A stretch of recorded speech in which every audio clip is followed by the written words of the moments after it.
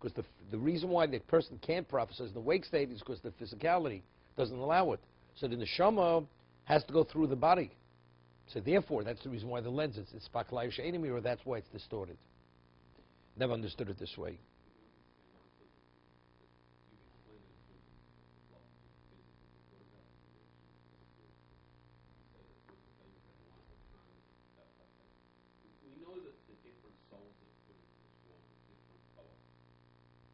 But as great as the neshama was as a child, or when he was first born, even though it says that he was, but he wasn't. He wasn't a navi when he was born as a navi.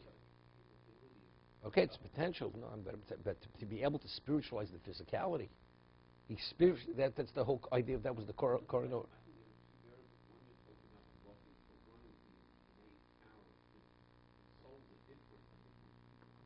No question. I'm just pointing out. Why does every Navi have Spaklav She'enim Mira? Because the neshama is always roeh. But when it's roeh through a physical. Moshe Rabbeinu didn't see through a physical. There was no physical by Moshe Rabbeinu. Because it was spiritualized, that's the reason. So therefore it was a Spaklav Mira. We're talking about different level of clarity. We're talking about when Hashem communicates. The more spiritual a person is, the greater level of clarity he has. Because that's based on because that you spiritualize the physical. It's a conditioning spiritual. That's a spiritualization process. What's the name speaks about this? The Mesilas Yesharim speaks about, says that if you give a Talmid Chochem wine, it's like you brought Nesachim. You give him fruit, it's like you brought Bikurim. So he explains that a person who's truly dedicated to Torah in the real sense, he's like a Mizbeach. Mechal speak, he's a Mizbeach. It's not because he's a Torah scholar. A Torah scholar doesn't become a Mizbeach. It's because he's a Tochel Kabar, he's a Talmid Chochem. You know, it's similar to the Oron, right? The Oron was Tochel Baro. It was genuine through and through. So it's Tochel Kabaro, that it's genuine, then already that's a Talmid Chochem. That person becomes spiritualized. But we're not talking about Spaklei Amira. Moshe Rabbeinu was a whole different dimension. Okay?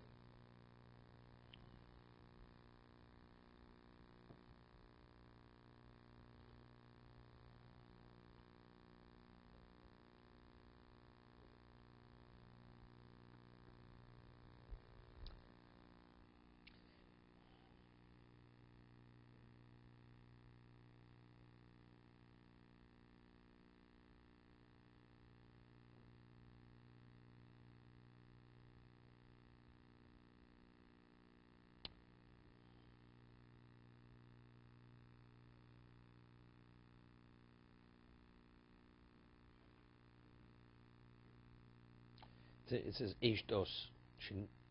Nidno lahem mitocha Eish. It was given to them from the fire. I mean, what factually was. So over here, the Ibn Ezra says Torah shenidno be'eshu borok. Again, but what does that represent? You know, the Gemara says in Psachim that there's a mitzvah of botidbok. You have to cleave to Hashem. Versus how could you cleave?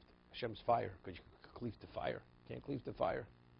Or it says you should be Talmidei Chachomim, Bas Talmud Chacham. You should have a connection. They represent that.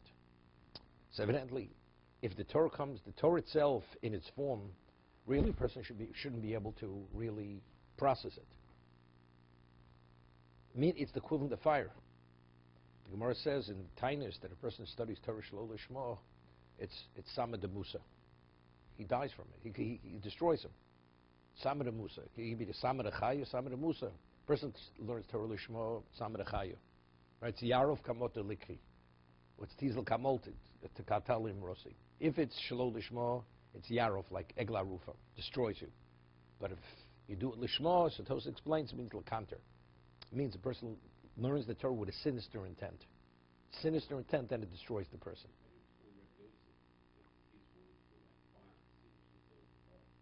Not Rabbi Yosef. Rabbi Yosef ben Uzziel.